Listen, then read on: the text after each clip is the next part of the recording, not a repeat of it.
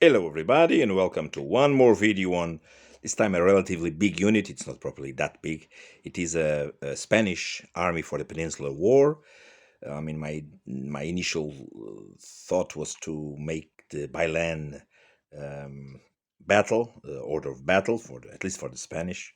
It ended up by having different units from different campaigns. Uh, because I had to do what I could find in terms of uniforms, and also according to the miniatures that I had on those days. And those days are the 90s and the 80s, so this is made quite a long time ago. Except waiting maybe these guys here that are newer, which are the Italeri French 1805 infantry. At least some of them are from that box, and these ones here, which are the Hat guerrilla box, that large box with 100 figures in which you can have some very nice militia figures. All the rest are very old Esci conversions, that you can see here for the cavalry. So Polish line converted into Spanish lancers. Dragoons from the with I think Scots grey bodies and with horse artillery heads.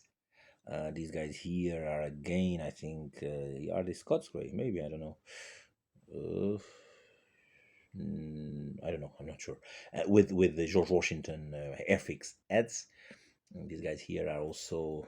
I mean, I think these guys are cazadores, horse cazadores. Yeah, um, cazadores of de Olivenza, and my problem was this kind of stuff. When you see this small flag, I mean, when I was finding that kind of information, for instance, in military modeling, I mean, 20 years ago, I would make the unit from that kind of information I was getting, because I mean, on those days information was much harder to get than nowadays, of course.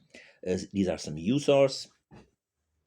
They are usares españoles, and you can see here Rey regiment. I think it was also dragoon regiment. So you see here heads from George Washington Airfix sets,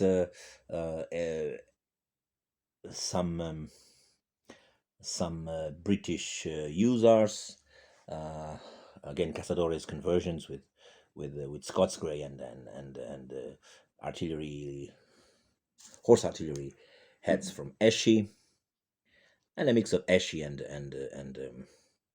Airfix everywhere. The line, these lancers that you can see here, which are the La Mancia regiment, were a little bit more troublesome, as you can see. I mean, probably what these heads here came from where? Mm, maybe Austrian heads, maybe, with some pennants made of card and everything stuck with a piece of wire onto the Polish bodies. So quite a Frankenstein thing, as you can see. Uh, and for the regarding the line infantry, so as I told you, you see here several regiments. Um, Again, the converted grenadier big bearskins with these very lovely cloths hanging. These guys are, of course, George Washington. In fact, British Airfix for the American War of Independence. You can see more of those cloths over there, which is one of the points of interest of making a Spanish army. So everywhere you can see Esci mixed with Airfix. For instance, those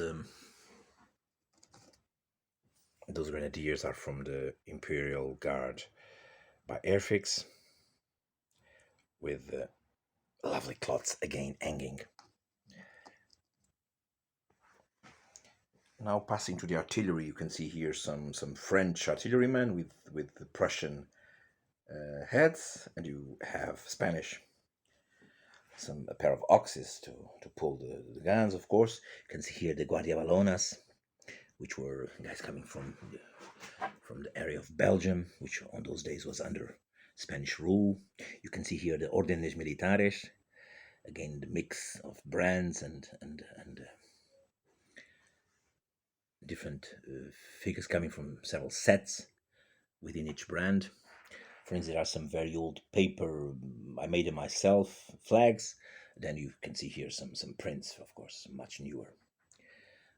You see here some light infantry, Aragon light infantry, the ones I told you, the hat militia. You can see here this very funny militia, which is in fact with this Zorro kind of hats, which is let me check, the Secondo Volontario de Granada. And they have a very special hat, as you can see, which was quite common. I mean, in Spain, at least we see it a lot in the movies. And it was made with a piece of paper for the brim and a piece of plastic for the top part of the hat. So you see here, it was on these days. I mean, you had to made up an army of Spanish from scratch. Nowadays you don't need it. You have Emhar boxes, you have Hat Industries boxes that fill everything that you want. For instance, recently I got these guys here. These are the light infantry by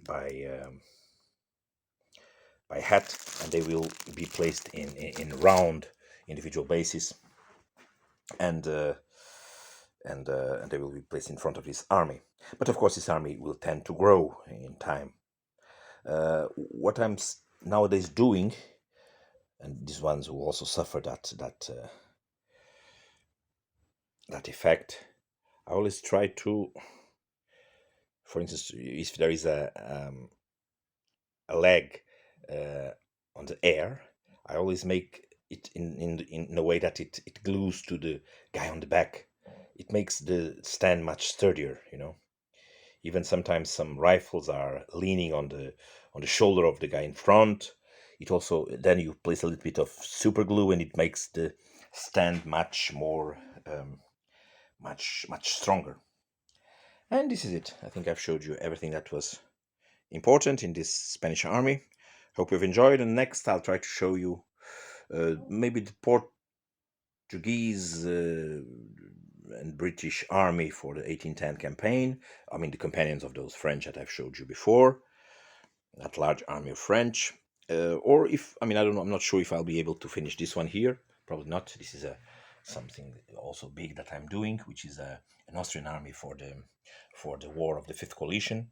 But it's still, I mean, on its beginning, so it's I will continue to improve these ones, because Austrians are relatively easy to paint. I mean, not counting much the Hungarians, which are more complicated, of course, but they're very funny, and I'm having plenty of pleasure with this reading of this, with reading about this war and about the performance of the Austrians in Aspern Essling and Wagram, which is the idea of this army. Let's see what thing finishes first. I'm also around also starting some Russians for the 1812. So let's see. Eventually, probably, which is already done, it will be the Portuguese and British army for 1810 campaign. So it was a pleasure. Thank you so much. Bye bye.